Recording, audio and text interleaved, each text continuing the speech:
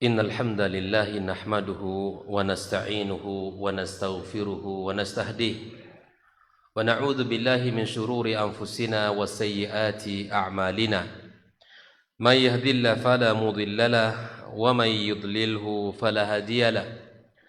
Ashhadu an la ilaha illallah wahdahu la syarika lahu syahadatan tunjina min adzabi yaumil qiyamah wa ashhadu anna Muhammadan 'abduhu wa rasuluh الذي بلغ الرسالة وأدى الأمانة وناصح الأمة وجاهد في الله حق جهاده فالصلوات ربه وسلامه عليه فقال تعالى يا أيها الذين آمنوا اتقوا الله حق تقاته ولا تموتن إلا وأنتم مسلمون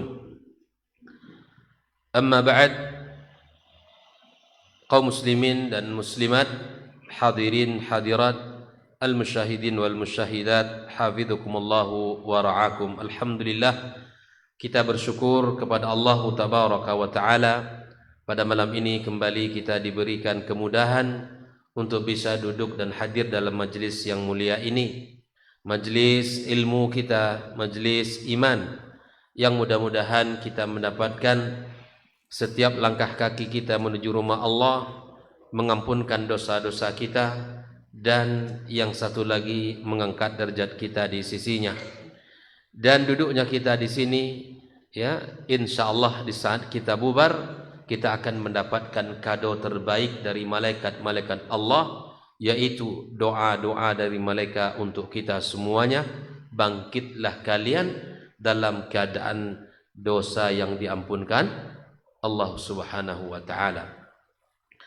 Kemudian ucapan salawat dan salam untuk Nabi kita yang mulia sallallahu alaihi wasallam, Nabi panutan kita, junjungan di dalam setiap urusan kita, di dalam setiap perkara hidup kita, dalam ibadah kita kepada Allah, di dalam muamalah kita sesama manusia, dan dalam seluruh sendi kehidupan kita. Orang-orang beriman haruslah mencontoh dan mengikuti Rasulullah sallallahu alaihi wasallam. Kaum muslimin dan muslimat, malam ini kita akan berbicara tentang halul al-muttaqin, ya, kondisi orang-orang yang bertakwa di hari kiamat kelak, ya. Sebagaimana sebelumnya kita sudah berbicara tentang halul asqiya, ya, orang-orang yang berdosa di sisi Allah subhanahu wa ta'ala. Yang pertama adalah seluruh orang di hari kiamat itu merasa ketakutan. Merasa ketakutan. Dan semua orang gelisah. Karena hari itu merupakan hari perhitungan. Allah akan menghitung seluruh amal-amal hambanya, kemudian akan diberikan balasan sesuai dengan apa yang telah mereka kerjakan. In khairan fa khairun, jika amalan yang dikumpulkan adalah baik, maka akan Allah berikan kepadanya balasan yang terbaik. Wa in syarran fa syarrun, jika seandainya amalan itu adalah buruk, maka Allah akan berikan ganjaran yang setimpal dari dosa-dosanya. Maka orang-orang yang bertakwa kepada Allah, orang-orang yang selalu takut kepada Allah, di hari kiamat, di saat semua orang takut, mereka tidak merasa takut. Mereka merasa dalam keadaan yang nyaman, keadaan tenang, dan perlindungan dari Allah subhanahu wa ta'ala. Di sini disebutkan sinfun min ibadillah la yafza'una 'indama yafza'un nas, di antara golongan manusia di hari kiamat kelak, dari hamba-hamba Allah yang tidak merasa takut, tidak merasa gelisah, tidak merasa bersedih di saat semua orang gelisah, di saat semua orang takut kepada Allah tabaraka wa ta'ala, di saat semua orang bersedih. Merekalah orang-orang yang disebut dengan ibadur rahman, hamba-hamba Allah yang kuat keimanannya kepada Allah, dan kemudian melakukan amal saleh. Inilah kondisi mereka. Inilah keadaan mereka di hari kiamat kelak. Di saat mereka dibangkitkan Allah Tabaraka wa Ta'ala dari kuburan mereka, maka malaikat-malaikat Allah menyambut mereka. Malaikat-malaikat Allah memberikan kata selamat, ya, ucapan selamat kepada mereka. Maka mari kita lihat di antara gambaran Allah Subhanahu wa Ta'ala di hari kiamat, di mana di hari itu ada seruan, ada suara dari Allah Tabaraka wa Ta'ala kepada hamba-hambanya yang saleh, kepada hamba-hambanya yang bertakwa kepadanya. Dengan keadaan tenang mereka mengatakan, ya ibadi la khaufun alaikum, ya ibadi la khaufun alaikumul yawma wala antum tahzanun. Wahai hamba-hambaku, kata Allah, hari ini tidak ada rasa takut bagi kalian. Hari ini tidak ada rasa takut bagi kalian dan juga tidak bersedih. Bayangkan, yang mengatakan siapa? Allah. Ya ibadi, wahai hamba-hambaku, ya, wahai hambaku, kata Allah. Allah panggil hamba siapa yang tidak ada rasa takut di hari itu? Adalah orang-orang beriman, orang-orang yang bertakwa kepada Allah. Tidak ada rasa takut dan tidak ada rasa sedih. Siapa mereka, ikhwah fillah? Allah gambarkan pada ayat berikutnya. Syaratnya orang-orang di hari itu yang tidak takut, yang tidak bersedih, alladzina amanu bi ayatina, yaitu orang-orang yang beriman dengan ayat-ayat kami, kata Allah. Apa ayat Allah? Firman-Nya, kalamnya, Al-Quranul Karim.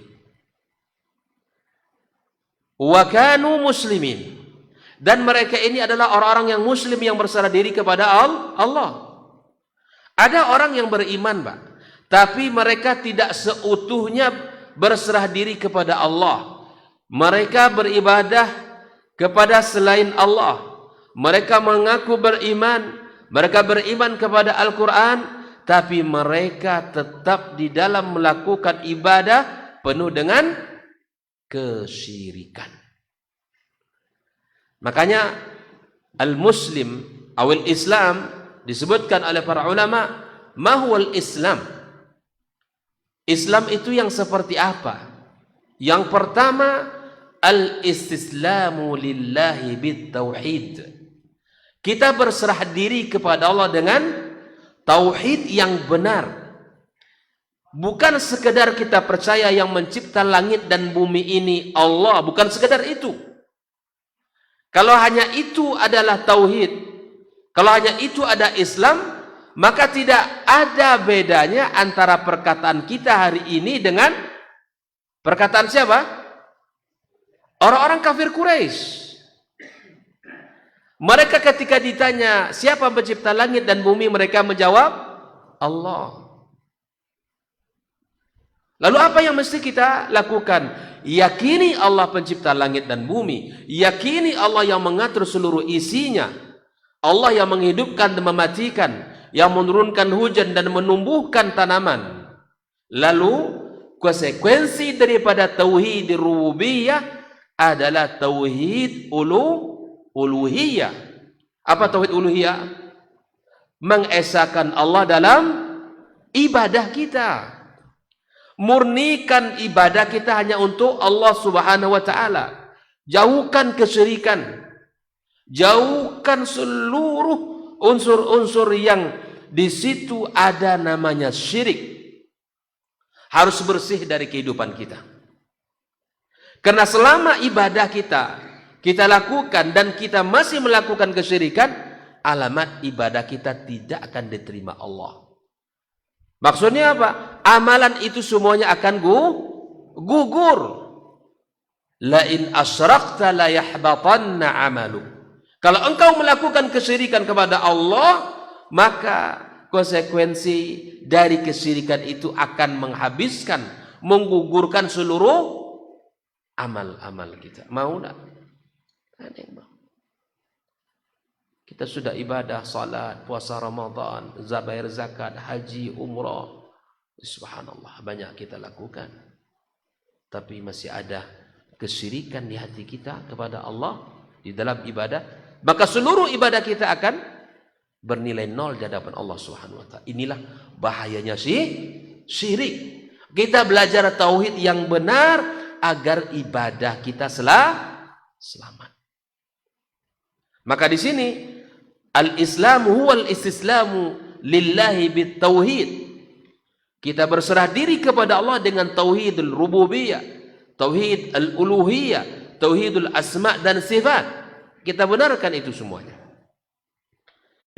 Tapi saya mencuri, saya mengambil hak orang, saya memakan harta yang dengan cara yang batil, saya mengambil harta anak yatim, dan seterusnya. Apakah seperti ini sifat seorang muslim? Tidak.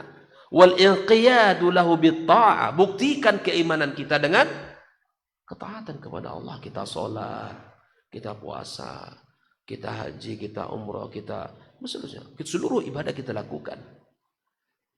Dan ketaatan itu, ikhwah fillah rahimakumullah, mesti kita dasari dengan ilmu. Yang ketiga, wal bara'atu minasyirki wa ahli. Kita melepaskan diri kita dari kesyirikan dan daripada pelaku-pelaku syirik. Itulah yang muslim. Jelas ya? Itu yang muslim.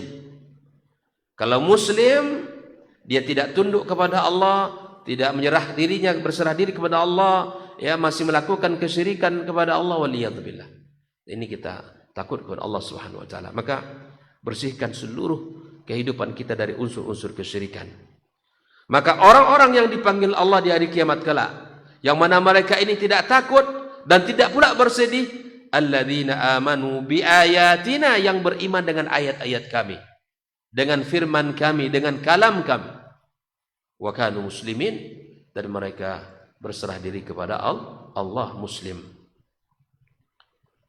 Wa qala ta'ala fi mawdi'in akhar, Allah juga berfirman di dalam ayat yang lain, ala inna awliya Allah la khawfun alaihim wa la hum yahzanun. Ketahuilah bahwa sesungguhnya para wali-wali Allah, ya, la khawfun alaihim, mereka tidak ada rasa takut. Tidak ada rasa takut. Wa la hum yahzanun. Wa la hum yahzanun, mereka juga tidak bersedih. Orang yang beriman kepada Allah dan para wali-wali Allah, mereka tidak ada dalam diri mereka dua penyakit ini, rasa takut dan kesedihan. Lalu kemudian Allah katakan alladzina amanu wa kanu yattaqun. Siapa wali-wali Allah itu? Orang-orang yang beriman dan mereka bertakwa kepada Allah. Itu baru wali Allah. Tapi kalau dia mengatakan dirinya beriman, tapi dia juga melakukan kesyirikan, bahkan tidak sholat, bahkan melakukan segala berbagai macam maksiat, ya, auratnya dibuka, tidak pakai baju, kemudian disebut dengan wali Allah, tidak. Ya, kita khawatir ini wali syaitan. Ini bukan wali Allah ini. Wali Allah, Allah sebutkan alladzina amanu wa kanu yattaqun. Wali Allah itu mereka beriman kepada Allah. Iman kan tiga unsur, ya, qaulun bil lisan, ucapan dengan lisan, wa tasdiqun bil qalb, dibenarkan dalam hatinya, wa amalun bil jawari, buktikan dengan amal perbuatan kita. Kita buktikan dengan amal saleh kita. Kita jaga rukun Islam yang 5 ini. Kita tunaikan. Kita jaga rukun iman yang 6. Benarkan semuanya itu. Maka dualah syarat orang-orang yang disebut wali Allah, yang tidak ada rasa takut dan tidak ada bersedih, yaitu mereka orang-orang yang beriman kepada Allah dan mereka bertakwa. Ya, bertakwa. Ikhwafillah rahimakumullah. Ini sedikit aja bisa dia melakukan sesuatu, bisa mengobati orang dengan cara yang aneh. Nah, terkadang kita percaya saja dengan ungkapan wali, ya. Ini mungkin wali juga, tapi wali yang sebelahnya. Lalu Allah katakan, lahumul busra fil hayati dunya wa fil akhirah. Bagi mereka, bagi aulia Allah, bagi wali-wali Allah ini adalah bagi mereka kabar gembira. Lahumul busra fil hayati dunya, bagi dalam kehidupan dunia ini dan dalam kehidupan akhirat. Wasirru fi hadzal aman allazi yashmalu Allah bi ibadatil atqiya. Rahasia di mana mereka mendapatkan rasa aman yang Allah berikan kepada mereka hamba-hamba Allah yang bertakwa, anna qulubahum qad kanat fid dunya amiratan bi makhafatillah. Rahasia di hari kiamat, orang-orang yang tenang, orang-orang yang mendapatkan kenyamanan, tidak rasa takut, tidak ada rasa bersedih, di dunia hati mereka penuh dengan rasa takut kepada Allah. Makanya sebagian ulama mengatakan, barang siapa yang merasa aman di dunia ini, maka di akhirat belum tentu mereka aman. Tapi barang siapa yang hari ini mereka berhati-hati, takut atas pelanggaran terhadap syariat Allah, takut melanggar syariat Nabi Muhammad SAW, agama yang dibawanya, berhati-hati di dalam bekerja, berhati-hati dalam mencari nafkah, berhati-hati dengan interaksi dengan orang lain, maka dengan kehati-hatiannya itulah Allah akan berikan keselamatan di hari kiamat. Tapi kalau di dunia ini dia tanpa dia berfikir panjang, tidak peduli hak orang, tidak peduli ini agama yang dilanggar, tidak peduli ini aturan syariat Islam yang ditabrak, tidak peduli tentang itu, merasa aman-aman saja, bahkan mungkin Allah bukakan padanya rezeki lagi, lebih luas lagi di atas kemaksiatan yang ia lakukan, maka jangan-jangan itu adalah istidraj. Allah ulurkan, Allah berikan satu persatu nikmat di dunia, lalu kemudian di akhirat kelak tidak sedikit pun Allah sisakan untuknya. Bahaya. Inilah kehidupan yang paling bahaya. Dia merasa dalam maksiat, kemaksiatan yang dilakukan terbuka rezekinya. Hidup dengan penuh kesadaran ketaatan kepada Allah, sulit rezekinya. Amu maksiat leh. Amu maksiat leh. Terbuka rezeki. Kaya saya dan seterusnya. Ekonomi saya mapan. Tapi akhi, semua yang ada di dunia ini hanya sementara. Ingat, kehidupan akan berakhir. Kapanpun itu akan mengakhiri masing-masing dari kita di dunia ini dan akan menemukan segala sesuatunya di hadapan Allah Subhanahu wa taala. Ikhwafillah. Maka orang-orang yang merasa yang aman di hari kiamat kelak, yang pertama karena di dunia ini hati mereka penuh dengan rasa takut kepada Allah. Fa aqamu lailahum. Rasa takut itu menggiring mereka untuk bangun di tengah malam. Wa ma'annu naharahum wa azma'u naharahum. Di siang hari mereka kehausan karena puasa. Wasta'iddu al-yawma liwuqufi baina yaday Allah tabaraka wa ta'ala. Mereka siap hari ini untuk berhadapan, berdiri di hadapan Allah. Orang yang di dunia lelah, capek dalam ibadah kepada Allah, insya Allah di hari kiamat dia akan istirahat dengan gembira. Tapi kalau di dunia ini istirahat ya kerjanya, tidak ada perjuangannya, merasa baik-baik saja dirinya, maka di hari kiamat belum tentu mendapatkan keselamatan dari Allah Subhanahu wa taala. Yarhamukallah. Wa fillah rahimakumullah. Allah Subhanahu wa taala menggambarkan di dalam banyak ayat, di antaranya adalah inna nakhafu min rabbina yawman abusan qamtarira. Jadi orang-orang yang aman di hari kiamat itu, pastilah Allah menggambarkan dulu kami ketika di dunia kami rasa takutnya luar biasa. Kami ingat di hari itu, hari yang sangat dahsyat. Ini yang harus kita contoh kehidupan mereka agar kita merasa aman nanti di hari kiamat kelak. Kita contoh mereka yang telah Allah kisahkan dalam Al-Quran ini. Inna nakhafu min rabbina, kami takut kepada Rabb kami, yauman abusan qamtarira, hari yang sangat dahsyat. Hari itu di hari kiamat. Kemudian Allah Subhanahu wa taala juga mengatakan fawaqahumullahu syarra dzalikal yaum walaqahum nadrata wa surura. Allah jaga mereka di hari yang sangat buruk itu, di hari yang sangat dahsyat itu. Walaqahum, dan mereka apa? Menemui nadrata wa surura, dengan keadaan gembira, bahagia. Wajazahum bima sabaru jannata wa harira, pahala balasan bagi mereka atas kesabaran mereka di dunia yaitu surga dan harir, ya, dan sutra. Ikhwafillah rahimakumullah. Inilah balasan bagi orang-orang yang bertakwa kepada Allah tabaraka wa taala. Kemudian di dalam banyak ayat ya, juga Allah menceritakan, ya, tentang bagaimana orang-orang yang beriman di hari kiamat kelak. Allah juga mengatakan alladzina amanu, orang-orang yang beriman, walam yalbisu imanahum bidzulmin, mereka tidak mencampur adukkan keimanan mereka dengan kezaliman. Siapa yang tahu makna kezaliman pada ayat ini? Kesyirikan. Ahsan, masyaallah. Dengan kezaliman. Orang-orang yang beriman, kata Allah, walam yalbisu imanahum bidzulmin, yang tidak mencampur adukkan keimanan mereka dengan kezaliman.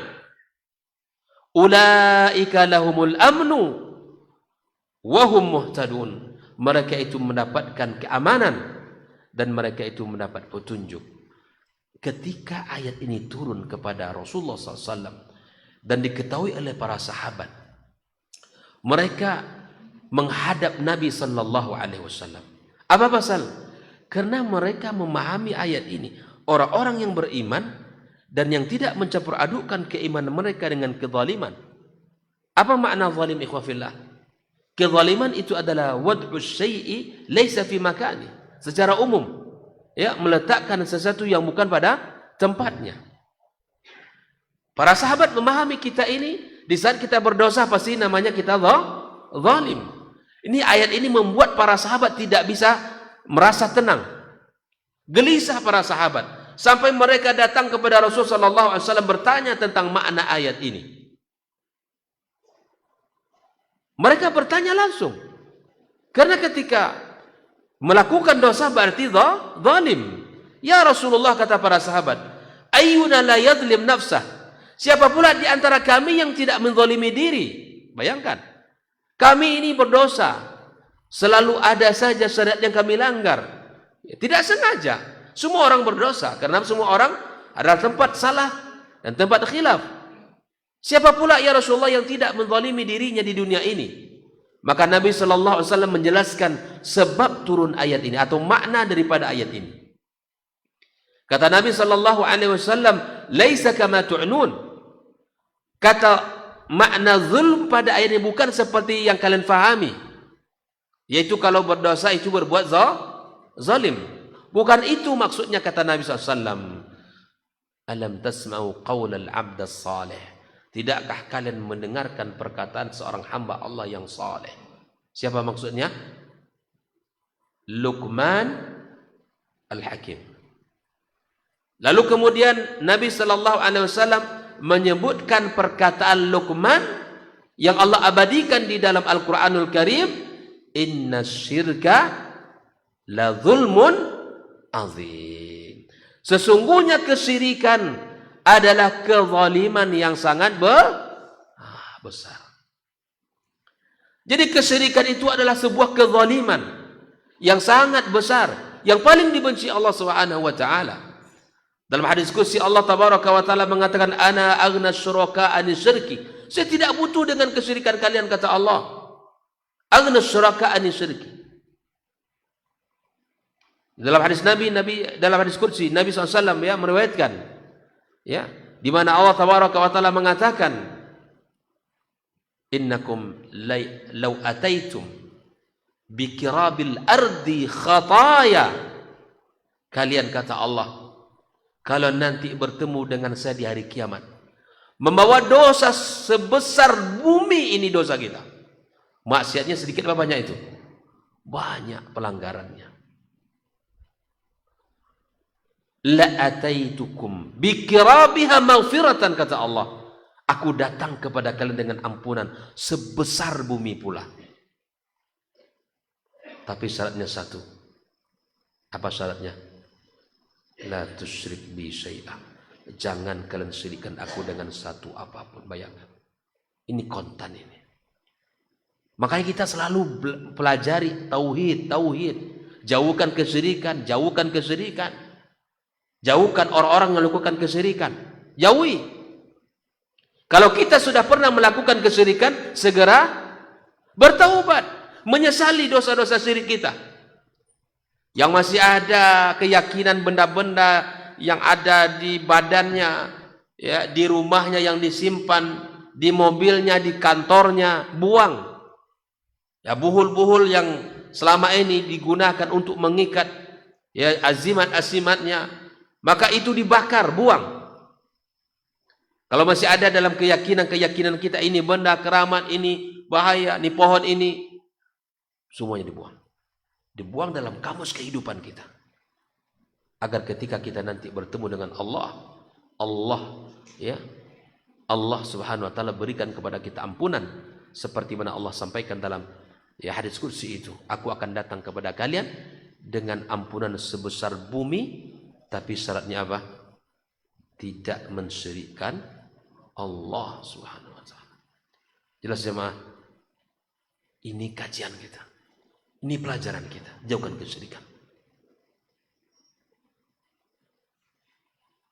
Kalau ada adat istiadat kita yang masih dalam melestarikan kesyirikan, jauhkan adat ini. Kebiasaan-kebiasaan kita yang masih bercampur dengan kesyirikan, buang kebiasaan ini. Karena tidak ada nilainya adat itu di atas syariat. Karena syariat itu nomor satu.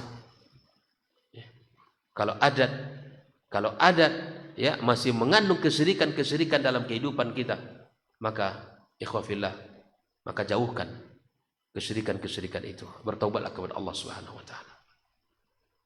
Nah, kita harus berusaha untuk itu. Ikhwafillah rahimakumullah. Maka Nabi sallallahu alaihi wasallam menjelaskan makna kata zulmun pada ayat itu. Nabi mengatakan, alam tasma'u qaulul abdus salih, ya, qauluhu Luqman al-Hakim, ya, dengan firman Allah Subhanahu wa taala, ya inna syirka la zulmun azim. Sesungguhnya kesyirikan itu adalah sebuah kezaliman yang sangat besar. Ini yang pertama, ikhwafillah, bahwa di hari kiamat orang-orang muttaqin, orang-orang yang bertakwa kepada Allah, mereka apa? Mereka akan selamat dan mereka tidak ada rasa takut dan bersedih. Yang kedua, di mana orang-orang yang bertakwa di hari kiamat kelak adalah hum fi zilli yauma la zilla illa zillu. Mereka akan berada dalam sebuah naungan di mana hari itu tidak ada satupun naungan sedikit pun di hari kiamat. Ya. Ikhwafillah rahimakumullah. Di dalam bab ini Al-Imam Al-Bukhari dan Imam Muslim meriwayatkan dalam sahih mereka dari sahabat Abu Hurairah radhiyallahu taala anhu yang bernama Abdurrahman As-Sakhar, qala Rasulullah sallallahu alaihi wasallam, Nabi bersabda, sab'atun, ada 7 golongan, yudhilluhumullah fi dhilli yauma la dhilla illa dhillu, yang akan mendapatkan naungan di hari itu tidak ada naungan kecuali dari Allah Subhanahu wa taala. Mereka yang pertama al-imamul adil, pemimpin yang adil, yang tidak hanya melihat untuk keuntungan pribadinya. Siapapun yang bersalah, salah diberikan sanksi. Yang kedua, syabun nasya'a fi ibadati rabbih, seorang pemuda yang tumbuh di dalam ketaatan kepada Allah Subhanahu wa taala.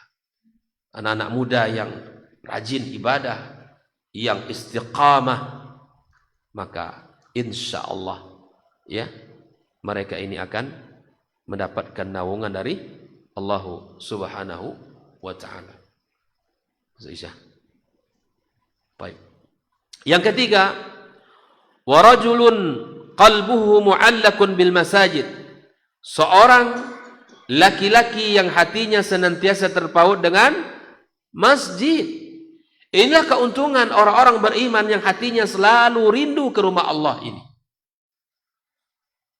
Selalu merasa ingin datang ke rumah Allah, mendirikan salat, memakmurkan rumah Allah dengan ibadah. Selesai salat, bekerja lagi, aktivitas lagi, berdagang lagi, kerja lagi di kantor dan seterusnya, bertani. Tapi ketika datang salat berikutnya, dia bersiap.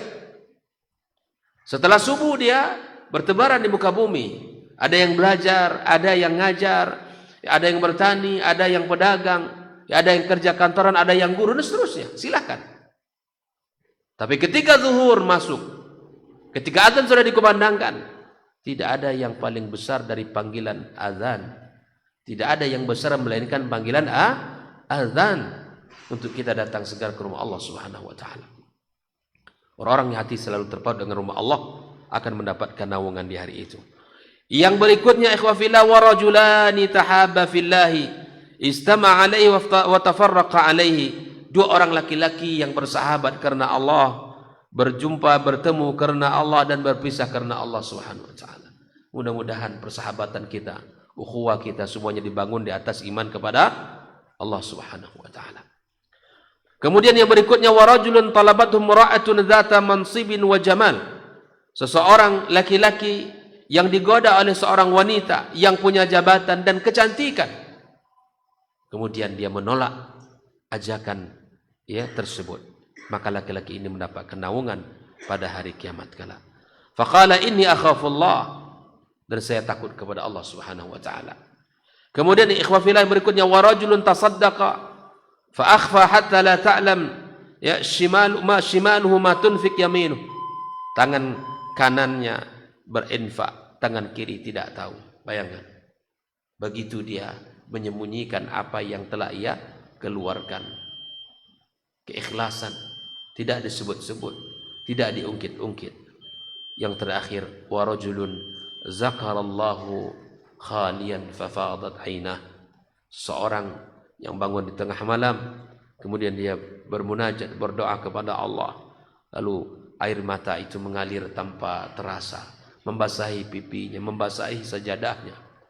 Orang-orang yang seperti ini diharapkan perlindungan baginya di hari kiamat kelak. Inilah 7 golongan orang yang akan mendapatkan perlindungan di hari kiamat kelak berdasarkan hadis as-sahihaini yang dikeluarkan oleh Al-Bukhari dan Muslim, dan kedua hadisnya tentu sahih. Mudah-mudahan Allah Subhanahu wa taala golongkan kita pada 7 golongan ini. Baik, kita dengarkan azan dulu.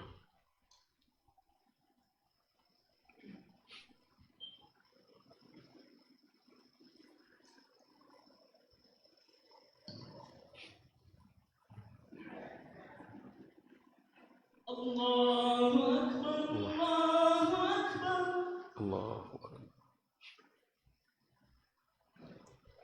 Allahu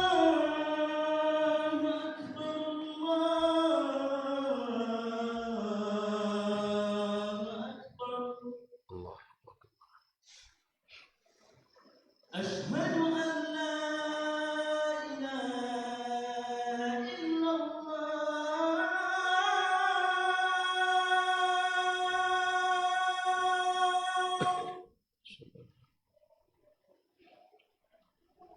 Asyhadu an la ilaha illallah.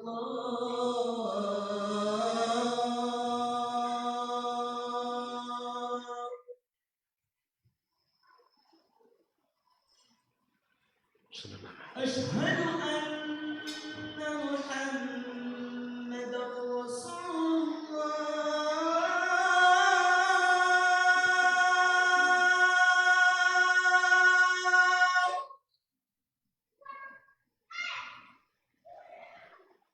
Asyhadu anna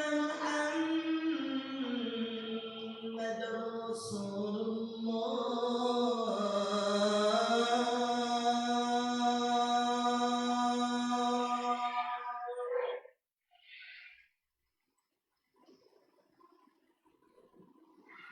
Hayya 'alas salah.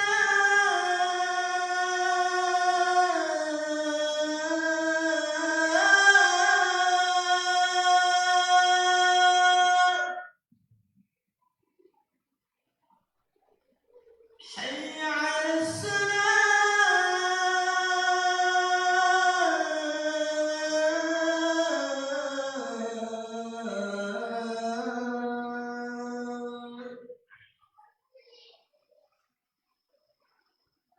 حي على الفلاح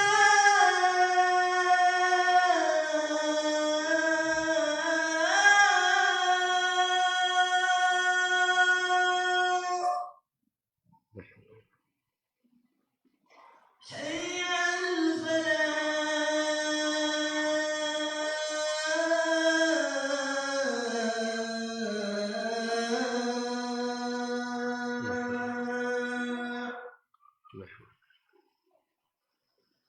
الله أكبر الله أكبر لا إله إلا الله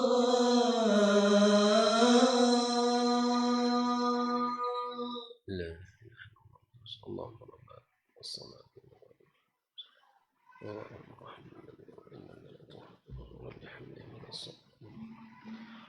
Ikhwah fillah rahimakumullah. Kita lanjutkan pembahasan kita, yaitu ya, di mana ada 7 golongan manusia yang akan mendapatkan perlindungan di hari kiamat kelak, pada hari di mana tidak ada perlindungan di hari itu. Pertanyaannya ikhwah fillah, apakah mereka saja? Apakah yang 7 golongan ini saja akan mendapatkan perlindungan? Tidak.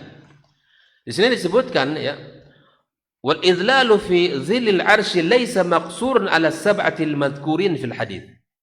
Yaitu orang-orang yang mendapatkan perlindungan bukan hanya sekedar yang disebutkan pada hadis tersebut.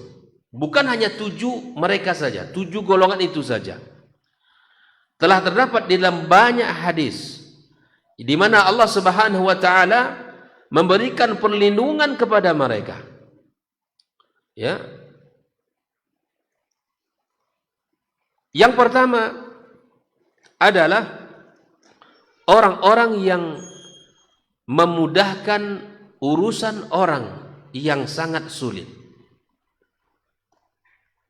Di dalam sebuah hadis Imam Muslim ya, beliau meriwayatkan dalam kitab sahihnya, dan Imam Ahmad dalam musnadnya, Rasulullah sallallahu alaihi wasallam bersabda, "Man anzara mu'siran aw wada'a anhu azallahu Allah fi dhillih." Barang siapa yang memberikan kemudahan kepada orang yang sedang berhutang, yang sedang sulit, yang sedang terjepit, kemudian diberikan kelonggaran, atau bahkan dia maafkan, maka orang yang melakukan ini akan Allah berikan ya perlindungan dan naungan di hari kiamat kelak. Di dalam riwayat yang lain dari Qatadah dari Rasulullah sallallahu alaihi wasallam ya, Nabi bersabda, "Man naffasa an gharimihi aw maha anhu kana fi dhillil 'arsy yaumal qiyamah." Barang siapa yang memberikan kelapangan kepada orang yang dihutanginya, kepada orang yang diberikan hutang kepadanya, diberikan kelonggaran, diberikan kemudahan, bahkan atau mahaan, atau dia hapuskan dalam catatan list orang-orang yang berhutang kepadanya, nama-nama yang berhutang kepadanya dihapuskan dari list nama-nama orang-orang tersebut. Maka kata Nabi SAW, kana fi dhillil arsy yaumal qiyamah. Maka orang yang memaafkan utang orang atau memberikan kelonggaran atau memaafkan hutang orang, maka Allah akan berikan naungan. Ya subhanallah. Ini ilmu luar biasa ini dari Nabi SAW. Ya, terkadang Dari habis pula tapak sepatu awak nagih hutang kayaknya. Ya kan? Macam awak pula nak mengemis. Padahal kita minta harta kita. Ya sudah. Kalau tidak bisa maafkan sekarang, misalnya kan, maka saya kasih tahu, semoga Allah panjangkan umur kita sampai bulan Ramadan nantinya. Gak punya hutangnya, misalnya 1 juta, dimaafkan setiap hari 100.000. 100.000, 10 hari sudah 1. Atau ke 3 juta pas sebulan, 1.000 sehari.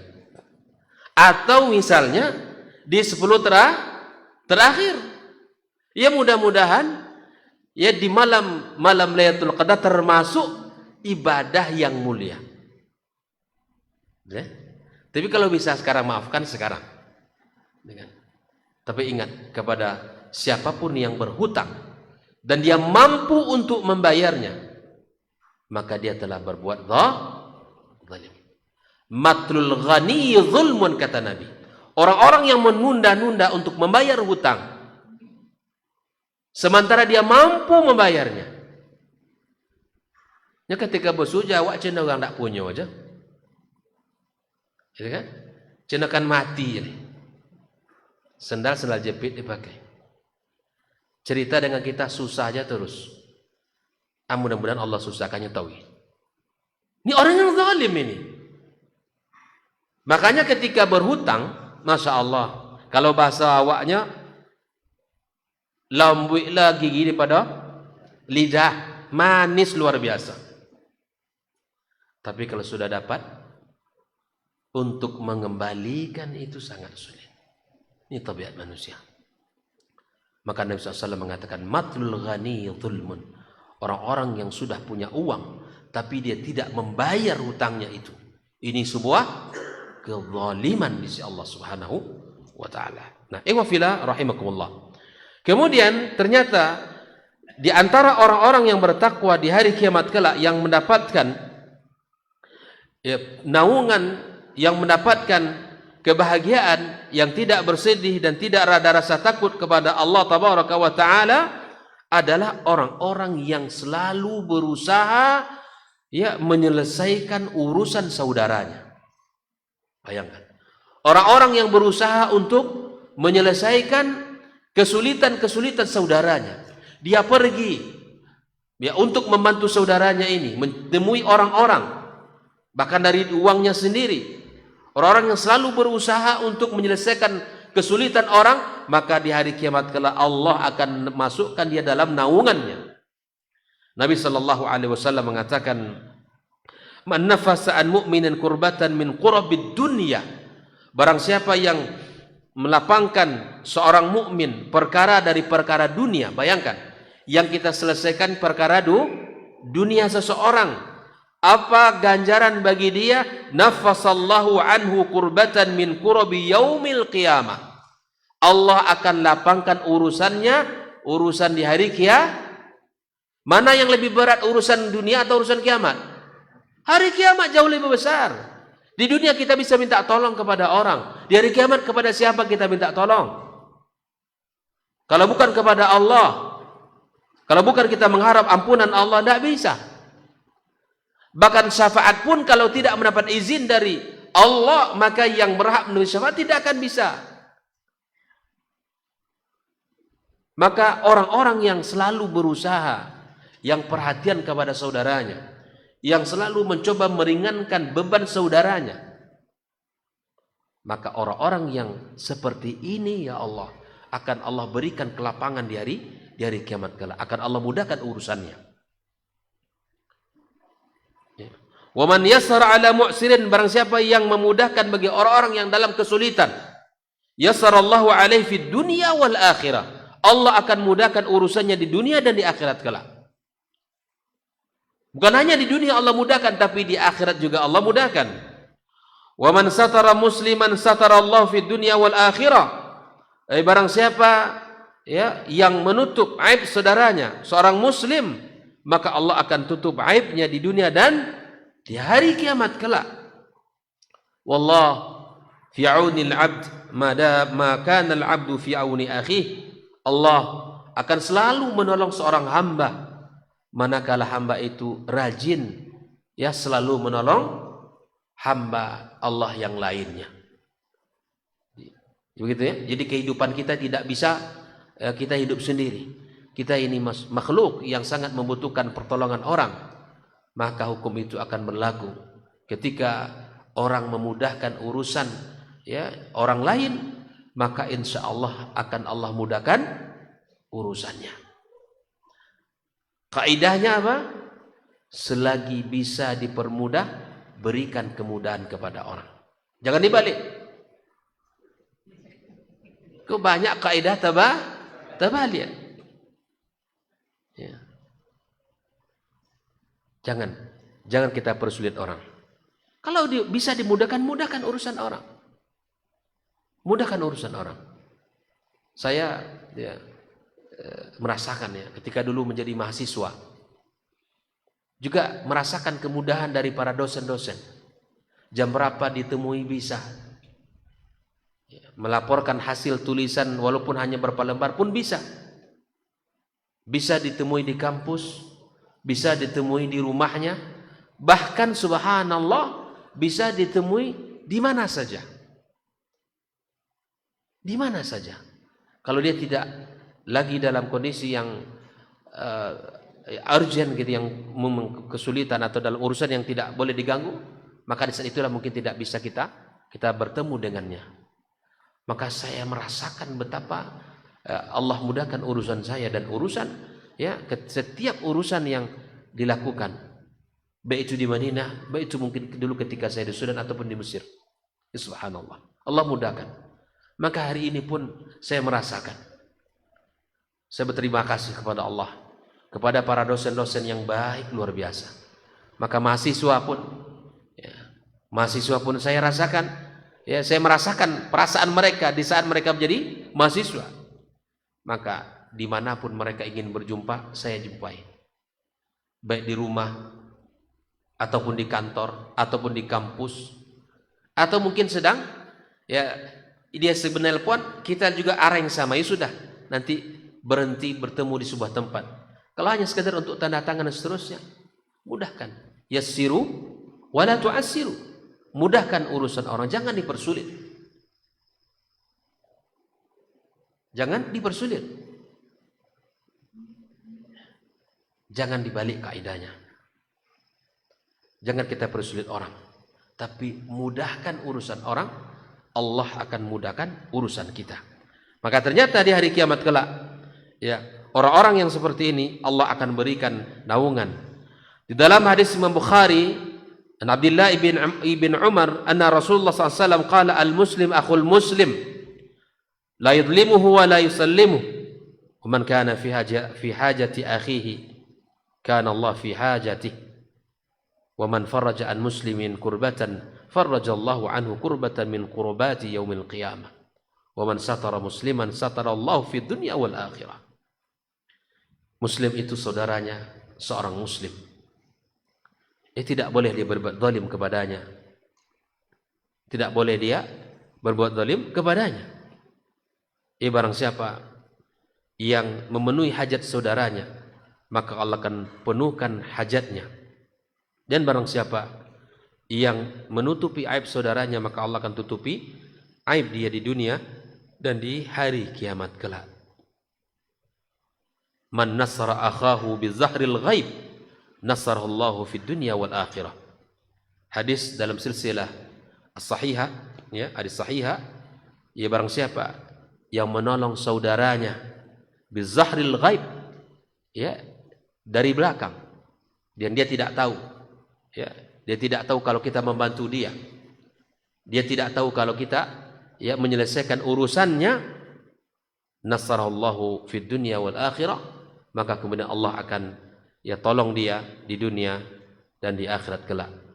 Orang yang menolong orang lain, ya, tanpa sepengetahuan orang tersebut, maka akan Allah tolong kita di di dunia dan di hari kiamat kelak. Maka paling tidak hari ini kita tolong saudara kita di Palestina. Kita tolong dan kita bantu mereka dengan doa-doa kita kepada Allah Subhanahu wa taala. Kita bantu mereka. Ya.